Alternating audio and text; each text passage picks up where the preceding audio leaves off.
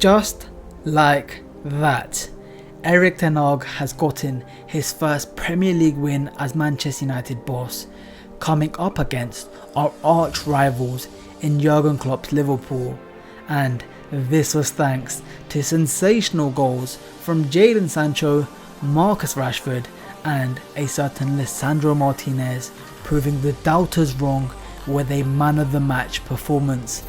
But in today's video, let's find out the 5 things we did learn from Manchester United 2, Liverpool 1.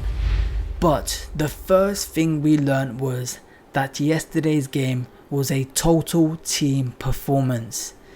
Before I mention the likes of Jadon Sancho, Marcus Rashford and even Lisandro Martínez, lads, I have to emphasize, yesterday's game was won because of a total team performance, and that is contrary to what Manchester United have seen in recent weeks, as in the week prior, not only did Manchester United lose against Brentford, but we got destroyed, humiliated, outworked, outfought, and to simply put it, Brentford wanted to win the game more than us. And at a club like Manchester United, it is known that that is unacceptable, and Erik ten Hag agreed with that, as after the game he put the players through a brutal training session, making each player run the 13.8 kilometers Brentford outran us in temperatures more than 30 degrees Celsius. And that training session right there made the players know that it is unacceptable that a team like Brentford wanted to win the game more than Manchester United. And that is the mentality the team took into the game against Liverpool yesterday, as if we look at the stats, Manchester United covered more than 113 kilometers, completing 155 sprints. That was 51 sprints more than Liverpool, who ran 3 kilometers less. The stats and the eye test showed yesterday that Manchester United wanted to win the game more than Liverpool. We outran them, we outfought them, and 9 times out of 10, when you have the technical quality that Manchester United have, well, 9 times out of 10, when you want to win the game more than the opposition, and you show that on the pitch with your running, 9 times out of 10, with the qualities we have, Manchester United win. And that was shown yesterday, as deservedly so for me, Manchester United beat Liverpool by 2-1. But the second thing we learnt was that we also possess some sensational forwards at the club. The technical abilities it requires to score the 2 goals we did yesterday, well, it is quite outrageous. But let's start off with the Sancho goal, as it started off with some lovely one-touch football with Eriksen threading through Anthony Elanga, and Elanga cut the ball back to Jadon Sancho. But then Sancho showed some La Posa about him. He showed the composure and footballing IQ that many other players would not show, as in that moment many players for me would take the shot which James Milner or someone else would block, but with Jadon Sancho, the composure and footballing IQ he had, he sent James Milner, he sent Alisson, and having Mr. Uraman in front of him, he had him frozen in his boots as Sancho just placed the ball into the back of the net. That was an outrageous goal from Jadon Sancho. We know he's capable of doing that, but that was not the only brilliant goal yesterday. As for me, the second goal was quite good as well, as in the start of the second half, despite Anthony Elanga having a good game, he was subbed off for Anthony Martial, and it was quite clear why. Manchester United needed better hold-up play on the pitch, and that's exactly what Anthony Martial provided. As for the second goal, Manchester United played the ball up the pitch to Anthony Martial, who held off Mr. Virgil van Dijk, and then perfectly placed a threaded through ball to Marcus Rashford in the half space. And when Rashford was in one-on-one against Alisson, for me, 9 times out of 10, Rashford bags there, and that's exactly what he did there. Marcus Rashford bagged, and Manchester United therefore were 2-0 up. And for me, that right there was thanks to the sensational forwards we do have at Manchester United. But now we'll discuss the third thing we learned and that is, do not doubt Licha. After the defeat against Brentford, many people questioned the quality of the Manchester United players. But there was also one player, a new signing that people doubted, as despite Erik ten Hag having spent £55 million on Lisandro Martínez, half time against Brentford he was subbed off, and you could have thought that that would have meant that against Liverpool Lisandro Martínez would have been dropped. However, Lisandro Martínez proved every single doubter wrong, as if we look at Lisandro Martínez's numbers against Liverpool, he completed 100% of his dribbles, 82% of his passes, 5 passes into the final third, 5 long balls, 3 ball recoveries, 7 clearances and 1 block.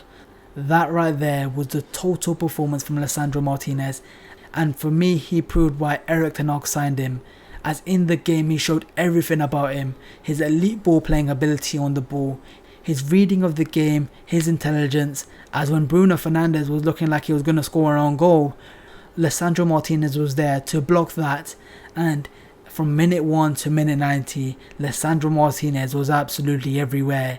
And now I think we know why he was called the Butcher of Amsterdam. Every single first ball, every single second ball and every single third ball, Lisandro Martínez was there, and majority of the times Lisandro Martínez was winning those balls. And this performance against Liverpool, for me Lisandro Martínez was the man of the match. But it is quite ironic that he did do it against Liverpool, as all week long we heard a certain Jamie Carragher doubt Lisandro Martínez's abilities to be a centre-back in the Premier League, as how can a 5'9" centre-back be good in the Premier League? Well, Lisandro Martínez against one of the best teams in the league showed why he is an elite ball-playing centre-back, an elite centre-back in general, and for me I am so happy that he proved the doubters wrong. But now let's move on to the fourth thing we learnt, and that is Erik ten Hag made some brave calls. When the lineup was announced for the game against Liverpool, many people questioned some of the calls that Erik ten Hag made, as in that lineup it did not feature his club captain Harry Maguire and a 5-time Ballon d'Or winner in Cristiano Ronaldo. However, those brave tactical calls that Erik ten Hag made, they were quite crucial in this game, as Erik ten Hag against Liverpool deployed a highly demanding counter-pressing system, and I think it was quite smart to drop Cristiano Ronaldo and Harry Maguire from that, as with Anthony Elanga, Rashford and Sancho up top, Manchester United were pressing for days, and with dropping Harry Maguire and bringing in Rafael Varane, Manchester United with the high press were allowed to play a high line, as Rafael Varane has the recovery pace which Harry Maguire lacks to cover the ground if Liverpool were to get in behind. And even when the second half started, as I told you, Elanga had a brilliant first half, but Erik ten Hag has spotted that Manchester United were struggling to keep the ball up the pitch, so he decided to bring on Anthony Martial instead of Cristiano Ronaldo. And as we saw, Anthony Martial's hold-up play and ability to link up with Marcus Rashford led to Manchester United scoring the second goal, which at the end was crucial as Manchester United did only win by 2-1. For me, it was quite brave for Erik ten Hag to drop Cristiano Ronaldo and your club captain Harry Maguire. But as it is meant to be, the managers are meant to make the brave calls, and Erik ten Hag made the brave calls for tactical reasons, which the tactical reasons worked out. And when they don't work out, like against Brentford, you get criticised. But when the brave calls work, like against Liverpool, Erik ten Hag, for me, you deserve every single bit of the plaudits that you are getting. But now let's talk about the fifth thing we learned, and that is what is next for Manchester United. After beating Liverpool in the manner we did, what is next for Manchester United? Well, in our next game we do play Southampton away. I want to see something similar from this game against Liverpool, but something's different. As in a game against Southampton, I want Manchester United to work as hard as we did against Liverpool, but I also want us to be dominant on the ball. That is a game where Manchester United are meant to have more of the possession, where Manchester United are meant to pen teams in, sustain pressure and create chances.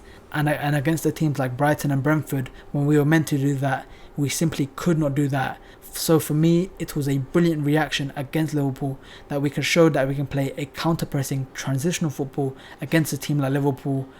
However, against Southampton, I want to see a dominant display where Manchester United, from minute 1 to minute 90, show that they want to win the game more than Southampton.